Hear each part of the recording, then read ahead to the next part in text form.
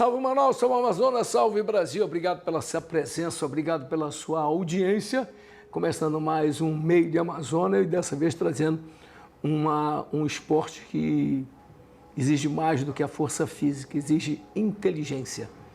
Triste daquele que pensa que uma arte marcial como o jiu-jitsu é apenas força física. Não, você tem que ter raciocínio, você tem que pensar. Então, a força bruta em qualquer atividade humana, ela tem um limite, até o momento que seu corpo aguenta. A força mental é diferente. Você pode dominar o seu corpo, pode levar à exaustão, mas traz um resultado. Além de que, o jiu-jitsu oferece para você oportunidades sócias econômicas. Então, estou aqui com o professor Guilherme, mestre, o sensei, ou a palavra, não sei qual a palavra específica para usar. Como é que o jiu-jitsu entrou na tua vida? Como é que é isso? Obrigado pela oportunidade, de estar aqui. O jiu-jitsu ele entrou na minha vida ainda muito novo. Eu tinha 12, 13 anos e aí eu conheci o jiu-jitsu ali através do meu mestre, o professor Paulo Coelho, que hoje mora nos Estados Unidos. Eu morava ali no Manauense e a academia era no Veralves. Isso. Então, o jiu-jitsu ainda era pouco conhecido naquele tempo. E aí a gente começou, os amigos começaram a treinar, o meu irmão foi primeiro, me chamou, eu fazia judô na Jimenez com o professor Júlio Prado. E aí fui para lá. E aí me apaixonei pelo jiu-jitsu e o jiu-jitsu norteou a minha vida. Hoje eu estou com 42 anos e... Essa passada de você junto com o seu irmão para o jiu-jitsu foi uma atividade apenas terapêutica, só para ir. E de repente você descobriu que era mais do que isso. Exatamente, porque o jiu-jitsu antes a gente lutava só por uma medalhinha, né? Tinham poucos campeonatos, então era o esporte do Amazonas. A garotada da minha época, ou era futebol, era jiu-jitsu. Eu nunca joguei bem bola. E aí o jiu-jitsu começou a fazer mais sentido para mim. Então comecei a treinar e para mim aquilo ali foi a minha vida toda, né? Hoje, os meus amigos que eu tenho hoje são os amigos daquela época do jiu-jitsu. Fiz muitos amigos daquela época que carrego até hoje. Então, para mim, norteou muita coisa. Me deu disciplina, me deu capacidade de me vencer para estudar para um concurso, na minha profissão. Então, o jiu-jitsu norteou a minha vida. Ele falou uma coisa que é muito importante para você que está do outro lado entender. Uma atividade esportiva, especialmente essa que você tem a sua prova toda hora, todo dia, quando você está tendo prova, você está testando a sua capacidade de desenvolver e de crescer. E lógico, você não encontra facilidade todo dia você encontra uma dificuldade e que você, através da disciplina e pela força mental de querer melhorar, vai fazendo. Então, chega um momento em que a tua vida vai dizer, bom, você vai ser profissionalmente isto aqui. Aí você não esquece o jiu-jitsu, ele vai junto contigo. Ele vai evoluindo em função de que você vai evoluindo. Você é delegado de polícia. O que o jiu-jitsu diretamente te ajuda, além da força mental? Tem tantas coisas, diretamente na minha profissão, ela me deu autoconfiança. Então, na polícia eu assumi vários departamentos de ponta muito cedo, por essa confiança que o jiu-jitsu me passou, né? Então, a pessoa ela fica autoconfiante. Eu fui diretor do Departamento de Repressão ao Crime Organizado, titular da DRFD, que é uma delegacia de roubos e furtos. Fui secretário de operações. Fui diretor do Departamento de Polícia do Interior e hoje eu estou como delegado-geral adjunto. Então, o jiu-jitsu, se você prestar atenção em detalhes do jiu-jitsu, na essência, porque ele é um esporte de origem oriental, e o oriental ele trabalha muito respeito, disciplina, honra, principalmente. Então, quando as faixas, elas não são só para segurar o kimono, elas representam algo, elas representam uma hierarquia, você começa a entender o que é um mais graduado, você começa a entender o respeito que se deve ter. Então, o jiu-jitsu ensina isso, ensina limite. Quando você está fazendo uma posição de finalização e o oponente bate 3 vezes, você sabe que ali é o limite dele e você ali respeita esse limite e solta o golpe. Quando você está por baixo, numa posição de guarda, não necessariamente você está perdendo, você pode estar em vantagem. ou se você estiver perdendo, rapidamente você faz uma raspagem, está por cima e começa a ganhar. É assim na vida. Então o jiu-jitsu ele ensina várias coisas que você pode carregar para a sua vida pessoal, a vida profissional. Então, para mim, norteou a minha vida, em tudo. Na função de delegado, de policial, na verdade, né? Você acaba tendo companheiros e amigos que escolhem outros tipos de modalidade esportiva. Exato.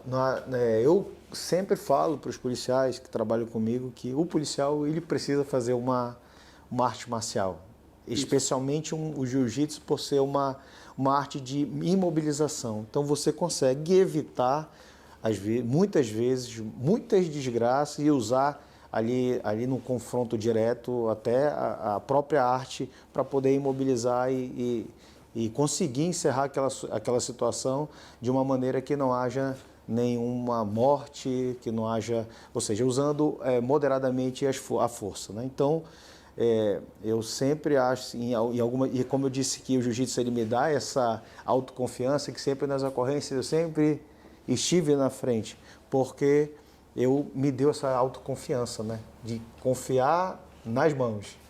De ter a capacidade de ter o seu controle, aquela coisa que está ali situada. Exato. E dentro do seio da família, como é que é? Você é filho de um grande amigo meu, parceirão, mano, um abraço eu especial. quero aproveitar que o senhor falou aí, porque o meu pai é um grande amigo seu. Então eu cresci ele falando do Dudu Monteiro de Paula. Grande parceiro mesmo. Então para mim é uma honra estar aqui com o senhor, né? Um encontro de gerações, né? Com certeza. Eu não consigo olhar para o senhor e não lembrar do meu pai. Mas não tenha dúvida. Do que ele Nós somos grandes parceiros. sempre falou, né? Grandes então, parceiros. Já estive no estúdio com o senhor, ele com o senhor e eu esperando. Então, para mim, realmente é uma honra estar aqui com o senhor. Então, meu pai sempre me apoiou, né? Sempre nos apoiou em tudo, na verdade. E no jiu-jitsu também. Então, teve um tempo que o jiu-jitsu tinha uma briga entre luta livre e jiu-jitsu. Eu era criança. Meu pai tirou a gente do jiu-jitsu, aí depois ele retomou de novo, mas sempre apoiou a gente. Não, teu pai ele lutou com a cabeça por muito mais tempo. Assumir continuidade de família é uma grande responsabilidade, né? Você é filho de uma pessoa grande, você tem a responsabilidade, pode até não ser grande com ele, mas se comportar como se ele fosse grande. Sim, então vem de geração para geração. E falando isso. do meu pai, indo para a parte profissional, meu pai ele foi promotor da PROCEAP, né, que é o controle externo da atividade policial. Então, muitos policiais ficavam com o pé atrás com ele. Ele que controlava a atividade da polícia. E quando eu entrei na polícia, alguns policiais me perguntaram, e o teu pai, o que ele achou disso? Ele falou, meu filho, que Deus lhe abençoe, faça diferente, honre o seu nome e pronto. Ele não falou, olha, sai disso, que isso não é. As pessoas tiveram uma visão errada. Ele lutava sempre pelo certo, né? Não, e depois as pessoas pensam que o fato de você ser filho de uma pessoa que tem um destaque e tem a possibilidade de ter até, quem sabe, uma possível... Você sabe que tem que fazer tudo certo. Acabou. Exato, Se você é certo, não vai haver problema nenhum. Né? Embora na atividade policial, nem sempre a vantagem que você tem pode lhe dar um comportamento natural. Quando quer viver, meu irmão, aí você precisa viver, precisa de sobreviver para fazer bem para outras pessoas. Mas são empecilhos que acontecem. E aí, onde é que surge essa ideia de fazer os embaixadores? Eu não tenho como falar do projeto sem falar da minha atividade profissional, porque quando eu entrei na polícia, eu estou há 10 anos na polícia, eu vivenciei muito, 90% do meu tempo eu respirava isso. E aí, quando chegou a pandemia, todo mundo parou um pouco e foi o tempo que eu comecei a pensar que eu tinha que me doar meu tempo para algo. Isso. E eu tinha um amigo que ele era muito pesado, pesava 150 quilos, e eu liguei para ele e falei, cara, eu vou caminhar contigo todo dia. E, infelizmente, esse meu amigo, Sandro Rogério, ele faleceu de Covid, e eu fiquei muito mal com aquilo. Mas peguei aquela energia e, baseado nisso, liguei para o meu irmão e falei, cara, vamos fazer algo para a gente se doar para os outros, para ajudar alguém. E a gente tinha esse imóvel familiar que a gente doou para o Instituto, é o Instituto Desembargador Cândido Honório, em homenagem ao meu avô. E começamos, alguns amigos ajudaram, hoje a gente está com 150 alunos. Eu tenho campeão brasileiro, campeão mundial, atletas aqui, tricampeão amazonense. Mas já. uma coisa, Por que esse nome? É essa a questão. Embaixadores, nesse período a gente começou, eu estudei a Bíblia, passei um tempo lendo e li o apóstolo Paulo. E ele fala que nós somos embaixadores de Cristo, ou seja, a gente representa algo. Então, como o jiu-jitsu, não é só uma luta, como o senhor falou aí, o jiu-jitsu ele tem princípios. O jiu-jitsu você consegue, através da luta, ensinar algo que eles são verdadeiros embaixadores, né? Então, há muitos princípios bíblicos, eles vão ao encontro dos princípios do jiu-jitsu, né? Então, a gente pensou nesse nome, né? Jovens embaixadores, embaixadores de Cristo, porque a gente ensina alguns princípios para eles, né? De doação, um princípio, vários aqui que, graças a Deus, tem norteado aí a vida deles. A importância do nome da equipe é a compreensão que os seus atletas têm do que significa ser embaixador, né? Embaixador. E muitas vezes a aparente violência que você vê e acha que aquilo é uma violência, na verdade, são estratégias que você usa para o combate físico daquilo que você está pretendendo. Mas é preciso mais do que você repetir, você tem que compreender por que você faz aquilo. E como é que você passa para eles compreenderem por que aquele movimento é mais ou tão importante quanto na hora de executar. Aqui a gente tem crianças a partir de 5 anos de idade e aí vai até adulto 40 anos de idade. Aqui eu tenho os pais, agora já estão treinando aqui também, que a gente chama categoria Master. Também. Então tem vários horários. De 17 às 18 é o horário Kids das crianças, até 12 anos. De 18 às 19 é um treino geral e de 19 às 20 é um treino de competição para aqueles que estão mais avançados. Como é que você consegue estruturar a tua vida tendo o trabalho, o ensinamento e a competição? Como é que tu consegue controlar tudo isso? De que forma tu fazes isso? Porque compete ainda. Sim. Pois é. Tem uma equipe aqui, né? Eu tenho o meu irmão também, que é professor aqui, tem outro professor Paulo. Tem uma equipe aqui, eu tenho assistente social, psicólogo, então tem uma gerente. Então e são trabalhos voluntários, todos voluntários. Então a gente acaba dividindo ali as tarefas e a gente consegue fazer com que a coisa rode assim já bem. No início foi mais difícil, mas agora já engrenou. Essa parte da competição, como é que fica dentro da tua vida? Porque afinal de contas você tem outras responsabilidades. Sim. Já sentiu alguma diferença depois que entrou em 3 profissões diferentes? Total. Né? Eu fiquei muitos anos sem competir, muito focado na polícia, né? Trabalhando ali. Mas o jiu-jitsu eu nunca deixei. E aí a diferença da idade já vai pesando um pouco. Hoje eu estou competindo na categoria Master. E só que quando eu treino com eles todos os dias. Eles são muito jovens, 20 anos, 15 anos, então eu acabo entrando no ritmo deles. E consegui fazer meu camp aqui, há 3 anos treinando com eles e fui campeão mundial o ano passado da CBJE. Fiz 4 lutas. E me consagrei campeão treinando só com eles aqui. Então, não tive que treinar fora, foi só aqui. Aliás, uma das razões que o jiu-jitsu, a continuar como está, nunca chegará a ser um esporte olímpico, porque você sabe, essa modalidade precisa ter, para ser olímpico, tem que estar em todos os continentes. O jiu-jitsu está em todos os continentes. O problema do jiu-jitsu é que são várias escolas diferentes que têm um ensinamento diferente. Enquanto não houver uma unidade, o jiu-jitsu nunca poderá chegar lá. Mas o serviço social do jiu-jitsu é bem maior do que muitas modalidades que são olímpicas. Exato. Porque cria a oportunidade da pessoa a crescer sócio e economicamente. Mesmo que você seja campeão. O mundo não tem muito interesse que o jiu-jitsu seja esporte olímpico, porque esse é dominado pelos brasileiros, né? Então, em termos é isso. Então ia só dar Brasil, né? No jiu-jitsu. Porque hoje, no cenário do jiu-jitsu, é só brasileiro mais que ganha campeão mundial e tudo. Então, é muito forte o jiu-jitsu brasileiro.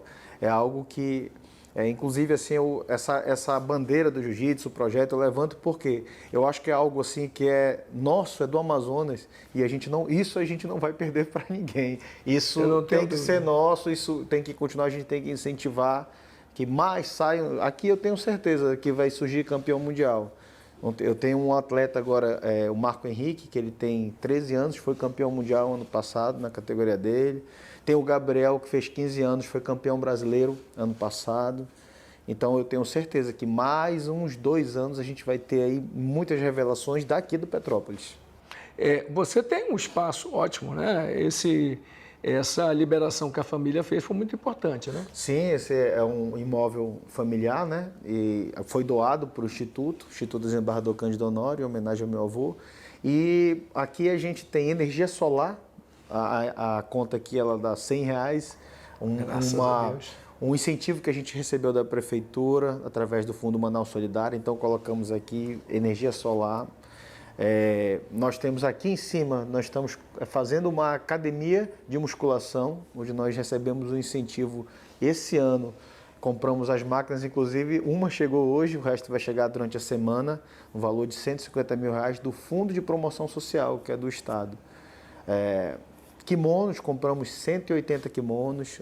Então, assim, eu tenho espaço, eu não tenho despesa aqui, professores voluntários, kimono, tatame, então, e a vontade dos meninos de serem campeões. Então, eu acho que é a fórmula perfeita, né? E mais importante, que a gente coloca Deus em primeiro lugar aqui. Por isso que eu acho que é a fórmula certa para que saiam grandes campeões daqui. Eu acho legal quando ele fala de kimono, que eu me lembro quando eu comecei na arte marcial, o kimono, não existia kimono em Manaus, né? Aí nós pegávamos saca de açúcar para fazer kimono. Exatamente. A gente lavava... chamava kimono cru, que é aquele com uma cor mais... não tem esse negócio, era como a gente fazia. Depois, com o passar do tempo, e com a integração, porque você já tinha uma colônia japonesa muito forte em Parintins, nós tínhamos uma colônia muito forte aqui no quilômetro 70 ou 80 da Torquato da Pajós, e eles já faziam a prática, lógico, era o cotidiano deles. 2 coisas que eles faziam, beisebol e judô. E algum grupo jiu-jitsu também. Sim. Eu lembro que eu costurava, quando eu era adolescente, eu costurava meus kimonos. Rasgava, não tinha como estar comprando outro kimono. Tinha que fazer isso mesmo. Costurava minhas calças. A calça rasgava mais rápido, né? Então a gente costurava as calças. Mas hoje não, hoje eu vejo eles aí com kimono, a gente doando kimonos, eles têm fardamento que foi comprado pelo fundo também, Manaus Solidário. Então, graças a Deus, Deus abençoa aqui. Ser campeão é importante, porque estimula os outros a lá chegarem. Mas mais do que isso, é evitar que eles desistam no meio do caminho. Exato. Eu falo para eles, olha, eu consegui, tendo toda a atribuição que eu tenho, meu tempo limitado, mas eu tenho uma frase comigo que é: as palavras convencem e o exemplo arrasta. Então foi importante que eu lutasse para que eu tenha mais autoridade com eles para dizer assim, olha, cara, se dedica, treina que tu vai conseguir, né? Então eles começam a ver isso. Então, graças a Deus, tem dado certo. Isso aí tem... Lógico que o berço de qualidade no mundo é o Amazonas, não tem dúvida. Você tem amazonenses em tudo quanto é lugar do mundo, inclusive do lado árabe, ensinando aos árabes a aprender. A guarda do emir é feita por um amazonense que treina todos eles, aqueles guardas, soldados. É um treinamento muito intenso e tal. Então, eu posso dizer que o campeonato amazonense é um campeonato mundial. Sim, se você... aqui o atleta que ele ganha os campeonatos aqui, especialmente o amazonense, ele tem toda a chance de ser campeão brasileiro, campeão mundial. Porque lutar contra o amazonense não é fácil, não. Especialmente se for de Quari. Moçada de Quari tem alguma coisa de especial. Sei lá o que eles tomam, mas não é fácil não, né? Tu sabes que eu tenho não tenho mais, eu tinha um vídeo que eu fui acompanhar um grupo do Amazonas para lutar no Rio de Janeiro, que eram os Greys estavam fazendo uma competição e tal, e eu estava na plateia filmando. Eu nunca esqueço o pessoal entrando para desfilar, né? Aí tinha umas atletas aqui sentadas, e eu me lembro, eu tinha isso gravado. O cara disse, tá indo bem, né? Ih, rapaz, chegaram os amazonenses. Ou seja, já sei que ali vai ser caixa grossa. Eu estava lá quando o Walid Ismail ganhou do Grace. Foi um... E o Walid é uma pessoa extraordinária, porque ele é... mudou a vida dele. Pura né, emoção. A partir dali mudou a vida dele, né? O Walid é pura emoção. Se você tem uma pessoa que tem uma emoção externa, esse Walid realmente é. E foi a geração que a gente se inspirou, né, nesses lutadores aí que a gente seguia, assistia. Eu assisti o primeiro UFC, né? A gente comprando aquela fita cassete para assistir. Isso mesmo. E foi a geração que foi pioneira, que lutava porque gostavam, não ganhavam dinheiro com aquilo, lutavam porque gostavam mesmo. Isso é verdade. Então, hoje em dia, se consegue, eu como bacharel em Direito, eu não consigo exercer minha profissão em qualquer outro lugar do mundo, mas com meu diploma de faixa preta, eu consigo ser professor de jiu-jitsu em qualquer lugar do mundo. Então, eles, quando eu digo para eles, os pais às vezes não entendem. Aí, quando eles começam a entender aqui, aí eles a participar, começam a entender, eles estão fazendo uma faculdade. Eles estão fazendo uma faculdade. Quando eles se tornarem faixa preta, eles já terão uma faculdade, porque eles podem lecionar, eles podem ser professores. Isso. E fora que eles podem ter a outra faculdade, a convencional. A convencional. Assim. Mas isso é uma faculdade. Hoje eu tenho amigos que moram no mundo todo e que têm academia e que ganham dinheiro com isso. Né? Então, está aberto, muito aberto o jiu-jitsu para o mundo. Como que as pessoas fazem para encontrar vocês? Olha, a nossa sede é aqui no Petrópolis, bairro Petrópolis, né, na rua Aderson de Menezes. Pode vir aqui, ou então pode mandar mensagem no nosso direct do Projeto Jovens Embaixadores no Instagram e vem aqui trazer as crianças para se matricularem, né, para treinar, conhecer o esporte, que a gente tem vaga. Quem pensa que a coisa mudou para melhor, sim, hoje é mais fácil. Mas o esforço é o mesmo, não faz diferença nenhuma, não é? Hoje a gente consegue oferecer para a criançada um kimono, consegue levar para uma viagem e tal, mas o empenho para chegar lá é o mesmo, não tem diferença nenhuma. Acho que está até mais complicado, porque antes a gente só treinava e estava tudo bem, não existia ter que malhar, ter que ter a suplementação alimentar, não existia isso. Era só treinar. Agora não, agora você tem que malhar, você tem que ter acompanhamento de nutricionista, você tem que treinar, então é uma série, virou profissional e é bom que isso aconteça, porque vai profissionalizando, né? Estava vendo as minhas medalhas de antes, era uma medalhinha pequena, já enferrujada, a gente ganhava aquilo, era o máximo ganhar aquilo, a gente lutava pela medalha. Hoje o atleta luta, viu? A luta aqui, o atleta ganhando R$100 mil numa luta casada de jiu-jitsu. Então, agora dá, né? Agora dá para viver disso. Isso é importante porque essa descrição de que ele está fazendo é para lembrar você de que qualquer coisa que você queira tem que passar por um sacrifício. Você tem que abrir mão de alguma coisa para ganhar uma outra coisa. Nada cai do céu. E tudo que cai do céu dura pouco. Né? Eu tenho históricos fenomenais, como uma loteria esportiva. 98% das pessoas que ganham a loteria esportiva estão mais pobres do que antes de ganhar a loteria. Porque não tem o valor quanto aquilo custa. É a mesma coisa no esporte como o jiu-jitsu, né? Você não pode ser campeão de você mesmo. Sem sacrificar. Tudo faz parte de um conjunto de pessoas. O esporte ele ensina que você nunca é campeão sozinho. Sempre tem alguém que lhe ajuda, sempre tem alguém que lhe dá um ensinamento, sempre tem alguém. E aí que é respeito, consideração. E acima de tudo, muito suor.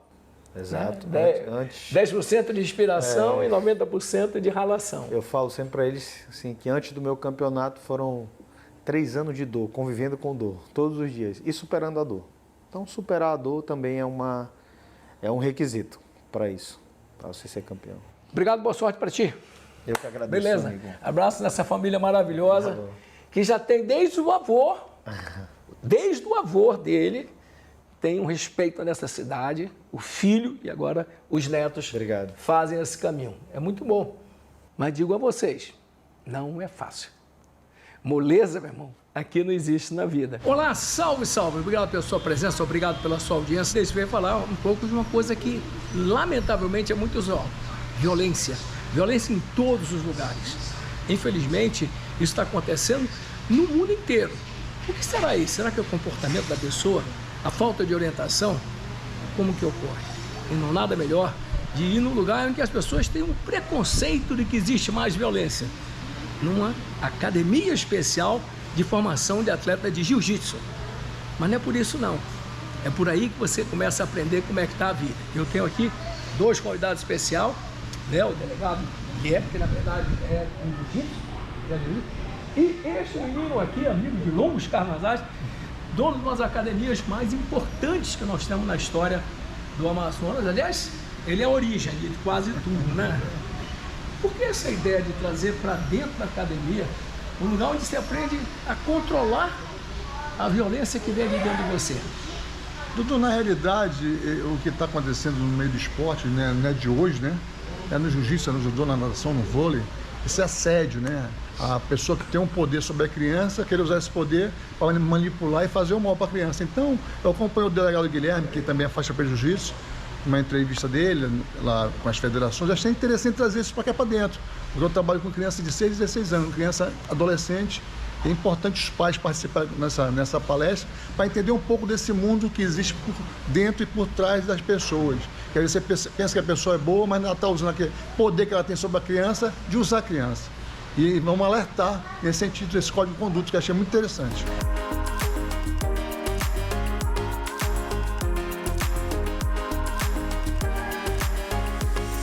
Você é da escola que foi a nossa, em que todo mundo que via um atleta de jiu-jitsu era uma pessoa violenta. Lógico que isso não existe, mas esse preconceito ainda tem um pouco dessa história que é importante trazer para dentro da academia uma mudança de visão. No começo era assim, com certeza, mas agora não. Agora está mais profissional, né? Nós temos muitos alunos patrocinados, muito pessoal que vai para fora do Brasil, ganhando dinheiro, então já se estabilizaram. E hoje é um celeiro de campeões, na realidade. Acabou aquela marginalização de briga de rua. Né? Quando querem brigar, faz o MMA e também ganha dinheiro. O importante também é que essa pode ser um início de uma série de entrevistas dentro das academias de jiu-jitsu. Com certeza, todo professor, todo mestre tem que ter esse interesse, porque tem que caminhar junto, né? O pai com a criança, com o professor, com o mestre, com as autoridades, para poder fortalecer a ação que está exercendo o professor Guilherme. Você tem já vários anos de estrada, né? Tem muitos campeões que por aqui passaram. Alguns deles vieram até, quem sabe, para controlar a sua própria violência, que lamentavelmente, mal orientado, mal dirigido, acabaram transformando essa sua querer extravasar através da violência. Aqui é importante que o jiu-jitsu me mostra que não é esse o caminho. Não é, até porque eu vou te confessar uma coisa. Quando eu comecei a treinar jiu-jitsu, eu apanhei na rua, lá em frente do EA, e resolvi procurar uma arte marcial para me defender. Mas o meu professor me orientou bem. Depois que eu aprendi jiu-jitsu, eu conheci o rapaz melhor, ninguém brigou mais, viramos amigos. Eu sabia o poder que eu tinha em cima dele. Se eu fosse para cima dele, ia machucar mesmo.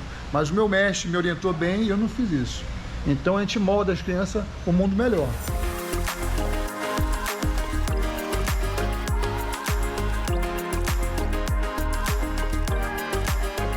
Estamos num mundo em que, lamentavelmente, as coisas acontecem com uma velocidade difícil de prever. Então, essa palestra aqui acaba sendo um preventivo, né? Exatamente. Primeiro, eu preciso falar aqui que é uma honra estar aqui com o professor Humberto. Eu cresci ouvindo falar daquele treino na ladeira, subindo a ladeira aqui. O pessoal aqui forjou muitos campeões aqui, brabos, né? Então tinha realmente, Dudu, aquele preconceito do jiu-jitsu, né? Hoje está profissional, hoje já, e como tem que ser, né? Evoluiu bastante. Eu sempre falo que o jiu-jitsu, ele é o futebol do Amazonas, dada a importância do jiu-jitsu. Então, lamentavelmente, tem acontecido alguns episódios, não é só no jiu-jitsu, é em várias áreas, mas a gente começou pelo jiu-jitsu, de abuso sexual com relação a criança e adolescente. O professor, ele tem um poder, uma autoridade ali com relação ao aluno que é muito forte. E muitas vezes algumas pessoas, alguns professores que possam ter um desvio de conduta, eles utilizam desse poder para poder satisfazer a sua lascívia, muitas vezes, com aquela criança que acaba que fica constrangida, fica com medo de relatar. Então esse código de conduta que a gente está trazendo, elaborado pela Polícia Civil, ele traz algumas regras básicas, simples, que pode evitar e muito para que a criança não fique numa situação de vulnerabilidade. Na maioria das vezes as pessoas que vivem esse drama é algum problema anterior, não é nada a ver com o que acontece. Mas no jiu-jitsu em especial, você tem momentos que você luta homem com mulher, juntos, né? E lógico, a pessoa que tem bem boa índole, isso nada vai acontecer. Mas aquele que tem má índole, dá para você imediatamente perceber. Exatamente. O jiu-jitsu é um esporte de contato, é uma luta agarrada, né? Então, algumas pessoas podem se valer disso para satisfazer a sua própria lasciva. Não é a regra, não é o comum, mas pode acontecer, como aconteceu recentemente aqui no estado do Amazonas. Então, a gente usa esse caso para evoluir o jiu-jitsu, para criar meios, mecanismos que a gente possa proteger mais, não só a criança, mas também o esporte. Você tem pela frente um compromisso muito importante, porque uma coisa é você ser o mestre do jiu-jitsu, outra coisa é você ser delegado. Conciliar essas duas coisas num momento como esse faz com que a pessoa tenha mais confiança. Afinal de contas, você é um delegado de polícia. Exatamente. O jiu-jitsu, ele norteou minha vida toda. O jiu-jitsu, desde os 12, 13 anos de idade, ele me trouxe essa autoconfiança que eu levei para minha profissão, levei para minha vida, e ele é uma ferramenta de mudança de destino para as crianças. Então é por isso essa campanha toda, que a gente possa utilizar o jiu-jitsu como uma ferramenta de evolução, para que a criança possa realmente se desenvolver e não trazer consequências graves, como tem acontecido recentemente aqui, para que a criança fique traumatizada, para que a criança leve vários traumas durante toda a vida. E é importante dizer que normalmente um abusador foi alguém que foi abusado. Então a gente precisa evitar, às vezes aquela criança que sofre um abuso, lá na frente ela pode virar mais uma vítima por causa desse comportamento. Então a gente precisa unir esforços, jiu-jitsu e a polícia, e isso a gente vai estender para outras áreas também.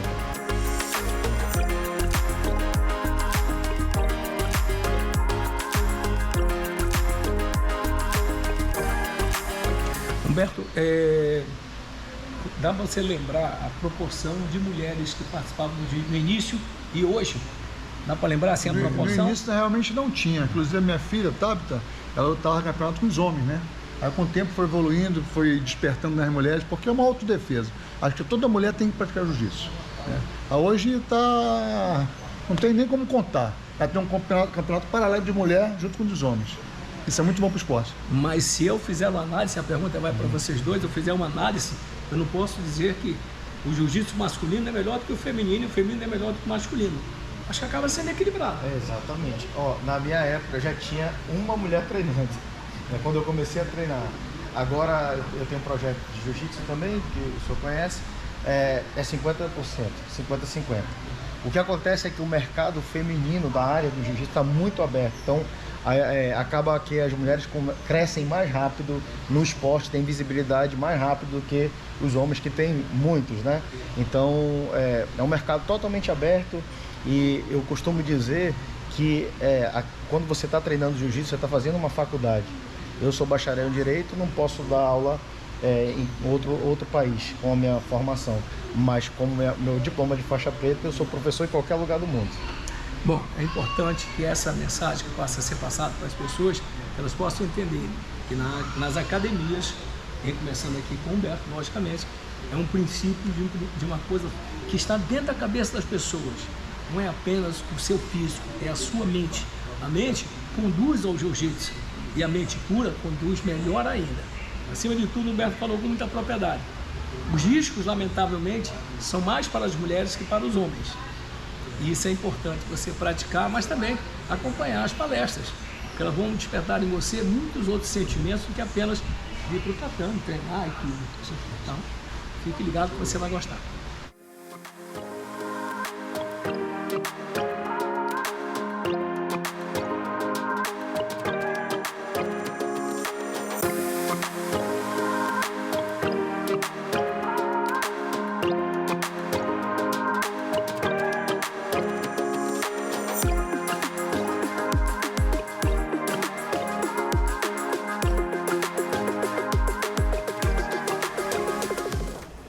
Que é o teu nome? Radija Sofia. Há quanto tempo você treina jiu-jitsu? Um monte de tempo, né? É? Onde foi que você ganhou medalha? No WO. Foi mesmo? E você tem... Aqui tá para aprender mais jiu-jitsu? O professor Humberto? É? Beleza. Sucesso para ti. Beijo, menina. Obrigada.